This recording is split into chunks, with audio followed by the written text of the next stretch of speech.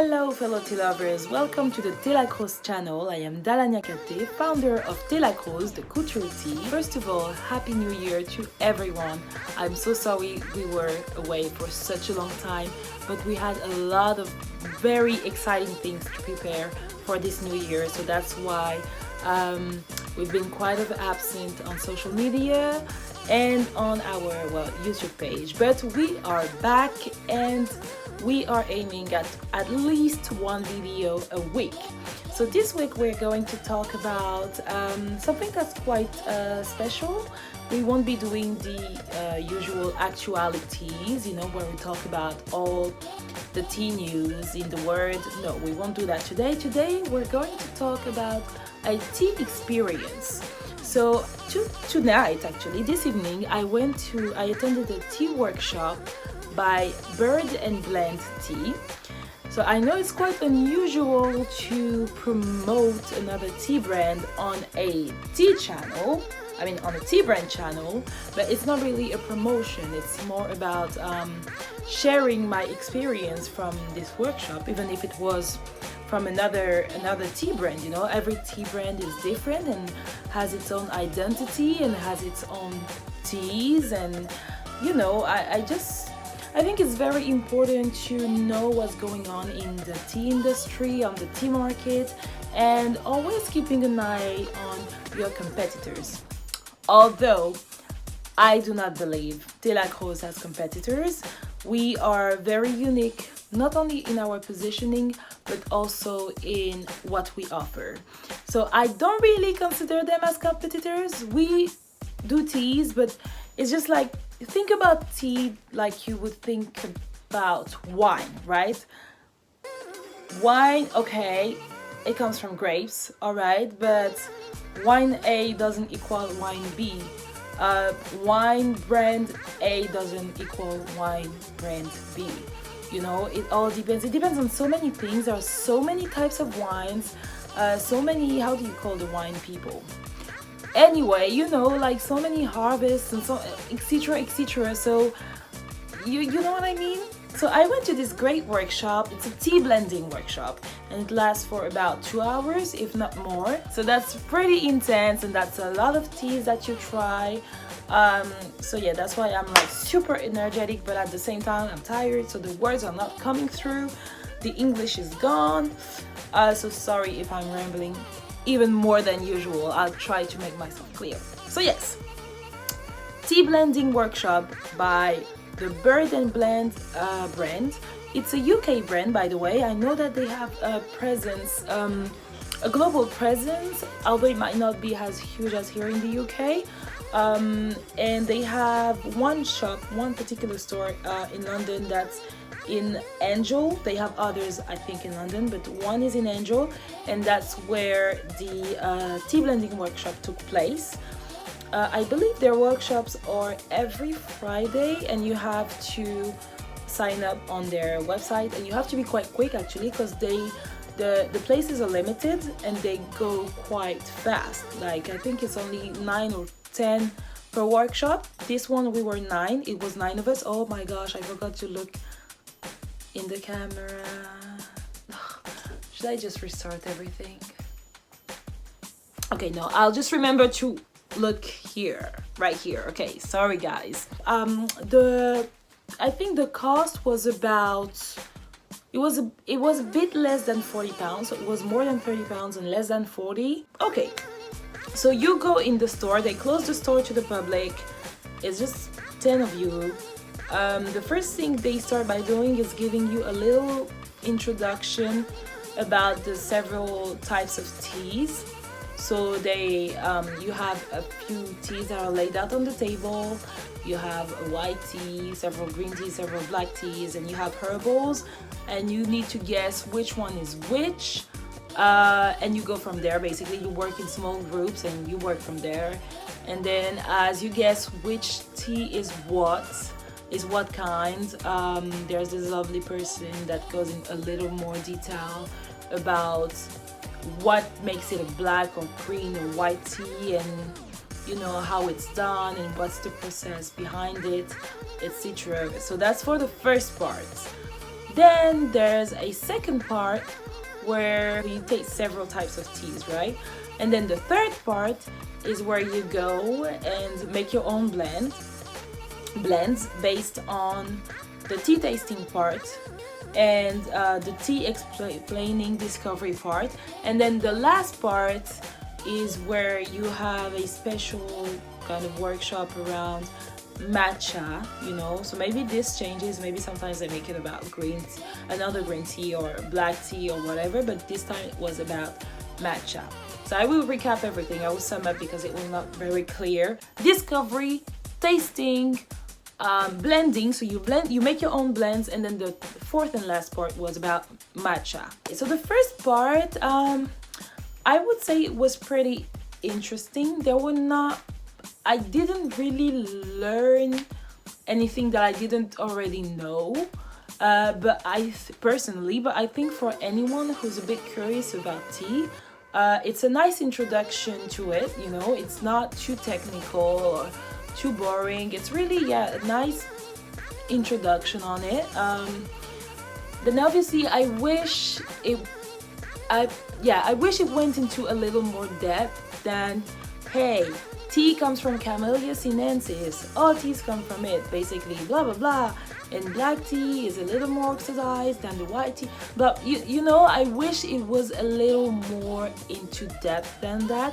Like, I would have loved to learn a little more about the different tea leaves grades, about the different oxidation processes, or about, you know, how do you curl the leaves exactly, what are the different, you know, how they're handled. I would have loved to learn a little more about that part rather than, you know, very generic information about it. Like, it was very on the surface. But as I said, for anyone who just enjoys tea and is not necessarily, for example, in the business of tea or whatever, that's a really great introduction,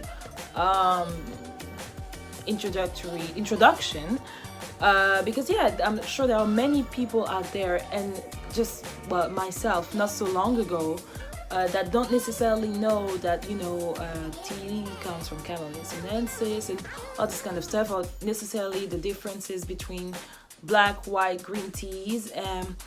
So nice introduction. But then the second part, so the tea tasting, this part I was a bit disappointed in it, because while Bird and Blends, they have really great blends, they have high quality teas, and they have really original blends. They have anything ranging from pu'er white teas to herbals and whatnot. They have the rooibos, the matchas, and etc., and they make really nice blends with them. Very well balanced and really great, very diverse as well. The only thing is that we were promised that we would learn how to properly taste the teas, and by tasting not just being like, ooh, that is sweet, that is a bit zesty, ooh, that's, you know, I thought they would go maybe into more details as to the terminology to characterize a tea. For example, you know, is this malty? I don't know. Is this earthy? Is it, you know, like this kind of it? You have to think about this just like you would think about wine, right? When you go to some wine tasting, you're also provided with, you know, like the correct terminology to kind of, to describe what you're tasting, you know. I think it's always interesting to have that. Well, one good point was that there was a lot of we tasted a lot of blends. As I said, they have a very diverse range of blends, so we tasted a lot of them. I don't know, more than 10 probably, and all very diverse. But again, it would have been great, instead of just, you know, tasting like tens and tens of blends, to go, for example, for like 4 different kind of black teas, I don't know, and try to make us understand the slight differences and variations, you know. Obviously, if you make us taste a matcha and then I don't know, a pu'er, yes, oh gosh, yeah, it's very different. Ooh, right. Let us understand the nuances inside a same big category of tea. You know, there are so many variations of black teas, so many variations of white teas, of green teas, depending on where the leaf grows, in which conditions, how it's harvested and then processed. It would have been great to have like a beautiful range of, for example, of black teas, right? Giving us a tea from South India, from China, giving us, yeah, an Assam, a Ceylon, a whatever, etc., giving us some blends of them too, and saying to us, okay, now try to pick the nuances. What are the different tastes that you can get, you know? Like, it would have been really great. This paired with you know, the actual technical vocabulary, it would have made a really good tea tasting session. And talking about paired and pairings, actually, yes, a great thing to associate with this would have been, hey, this tea can be really well paired with this, with cheese, and this one with chocolate. And why? Because this, because that, because this balances that. And you know, it was really missing that. It was like, there you go. Do you like it? Really? Oh, you don't? No, it's not about liking. It's about understanding the teas, you know, understanding the differences. And you can't really do that with blends, you know, because they would add fruit and spices and stuff. I wish they would have let us get the teas like in their most natural state, if I can say, to understand the nuances first, you know, and understand why there are so many types of teas, whether it's black teas or green teas or white teas or herbals, etc., you know. So I wish it was the case for that. So that's for the tasting session. Although, as I said, the good point, really diverse range, really good teas, but yeah, it lacks some depth again. Then the other part about the blending, well, that was pretty cool. Let me actually, you know, I love blending. That's my favorite part of running a tea business. I love it. It's like, you know, full creativity lished out, and just, you know, you try and you taste and you slurp and it's just really great. I really love the process of creating blends. So actually, you could come back home with 3 blends, you know, that you created yourself.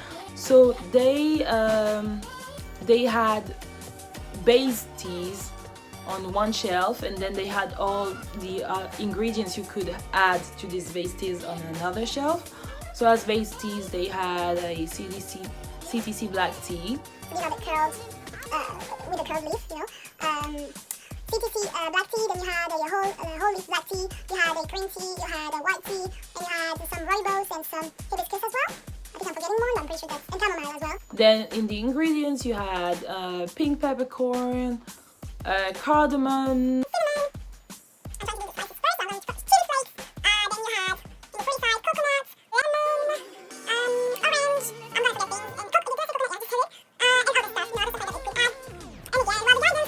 And again, well, the guidance for the blending, same. It was just very superficial. Okay, I understand that there's no specific science to making a great blend, but there are still some rules that you can use, just, you know, as guidance to make sure, you know, like, for example, the ratio base versus ingredients, you know, you have to think about it a bit as a perfume, you know, like people that make perfumes, like it's actually a real job. You can't just wake up and say, okay, I'm gonna make a perfume. Like, I understand you can have a really good nose, you know, and know what could go with what, but it's all about balance.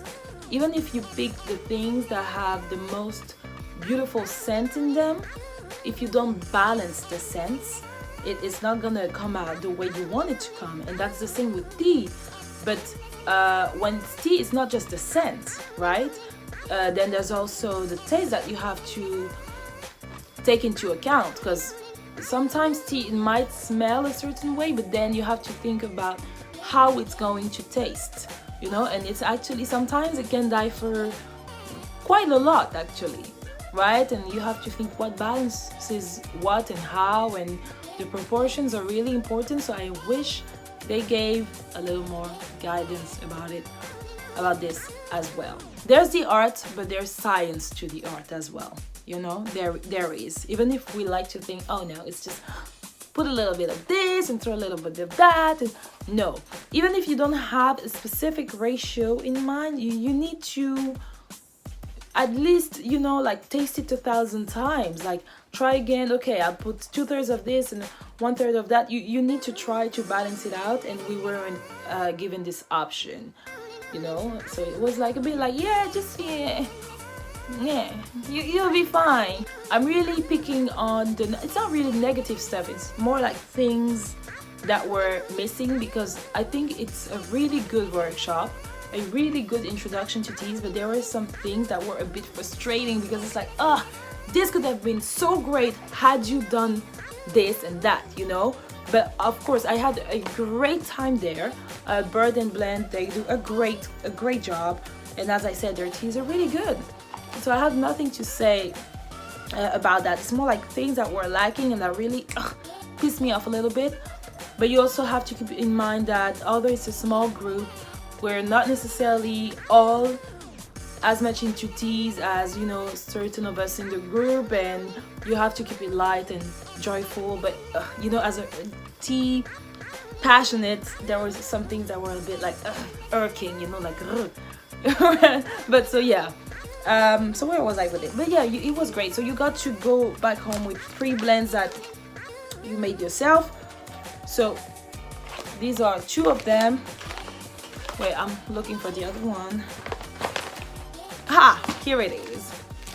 And actually, it might have given me some ideas of things I could do for future collections of Thés Lac Rose. So I will keep you posted on this. So the first blend I did was so yeah, called your CDC black tea with cardamom and goji berries, pink peppercorn, and rose petals. This one I'm looking really forward to try. I think it's really gonna be the bomb. You know, I try to make it healthy, but like with a kick, you know, with the pink peppercorn, but still with the goji and the cardamom. I think it's gonna be, yeah, and it's a black tea, boom. This one is gonna be pretty aggressive. Then my second blend was the base. Oh yeah, they had mate tea as well.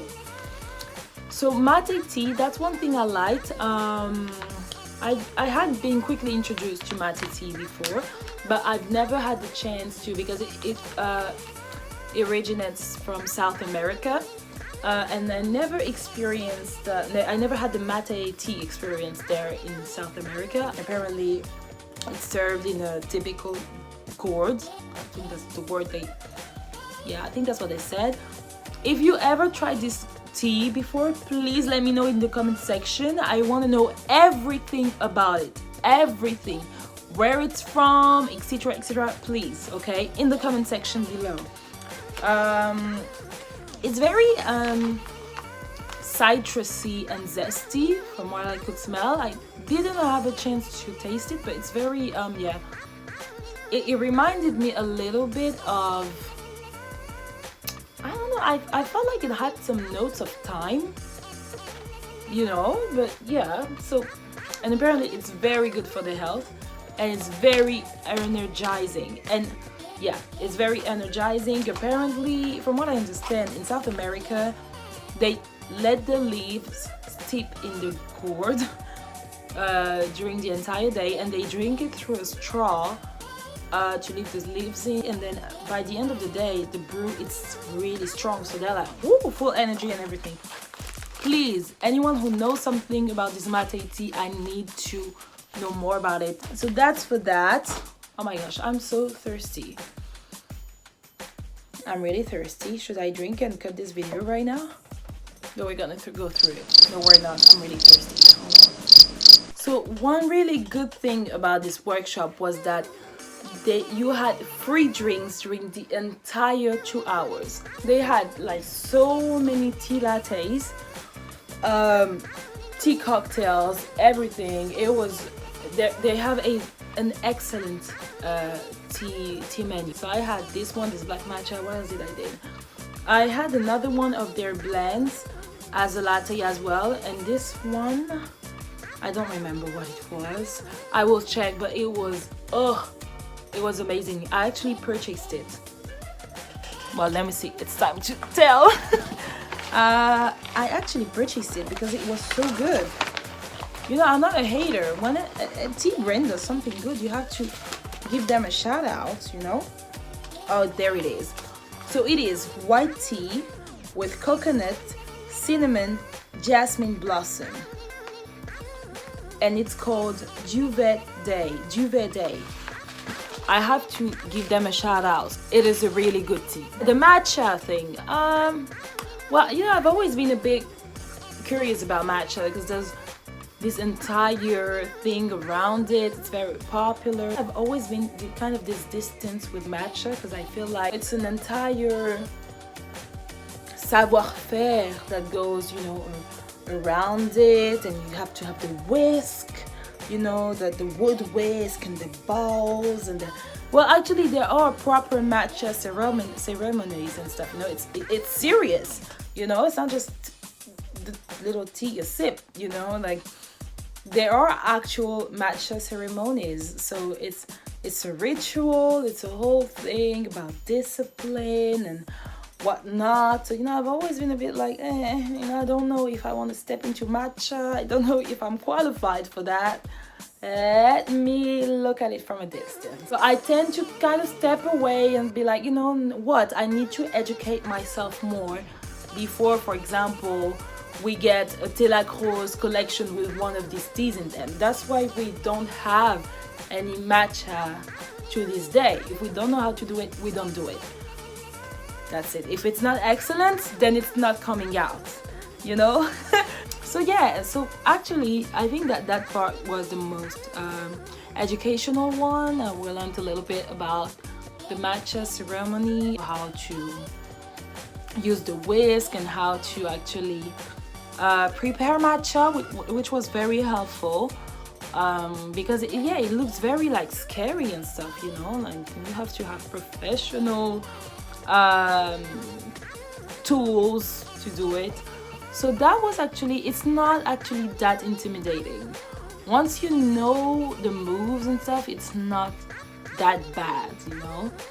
And you don't have to do the full 2 hour, 3 hour ceremony each time you make a matcha. But yeah, they had some really interesting choices of matcha blends. Actually, they had this peach matcha. What else did they have? A tarte tatin matcha. They had pina colada matcha, and actually when you taste those, or raspberry matcha, when you taste those, they actually do taste really nice, you know. And the matcha is not too strong that you cannot taste anything else that's in the blend. So really nice. I was really impressed by their matchas, and I really enjoyed this little session about the matchas. So yeah, 2 hours. Would I advise it? I guess, well, if you know nothing about tea, but you've always been curious about it, definitely go. You'll have a blast. You meet very nice people who are into teas as well. The people that work there, you can tell as well that they're passionate about tea, you know, and they're really willing to teach you all the things they know. It's a sharing moment. So I would say you go, you know. Now, if you're someone who expects a little more depth from it, and you're very meticulous about knowing, you know, like about all the nuances and blah blah blah, then maybe not. Maybe you would need to look for a workshop that's a little more, I don't know, maybe from like the UK Tea Academy or something like that. Something that's a bit more professional. You know, this is really like for leisure and to spend a good time. I think for a gift for a tea lover, that'd be a good gift. As a tea lover, you really won't mind going because you have a great time anyway. You're you're in a place surrounded by, I don't know, at least 50 teas. You know, you get to smell, to touch, to blend, to drink, and unlimited drinks during the whole night. Tea drinks, and they have alcoholic and non-alcoholic ones, hot, cold, iced. So honestly, even if you don't specifically, you know, especially learn something new, as someone who is more of a tea connoisseur, at least you will have a great time, because there's no tea lover that won't like being surrounded by teas and tasting teas and being drunk on teas in the evening. So I would say yes. Thank you guys so much for watching again this video from the Thés Lac Rose channel. Please don't forget to subscribe and like. Follow us on our social media. Our Instagram page right here. Hopefully I managed to put it the right way when I edit this video. So it's Thés Lac Rose all together. And then it's the same for our Facebook page. We'll try to be much more active on our social media. Thank you so much. There are so many great things that are coming for this year. Thank you so much for your support. Thank you to all of you guys. This means a lot to many more years of couture teas, darling. Mwah, many kisses. See you next time. Bye bye.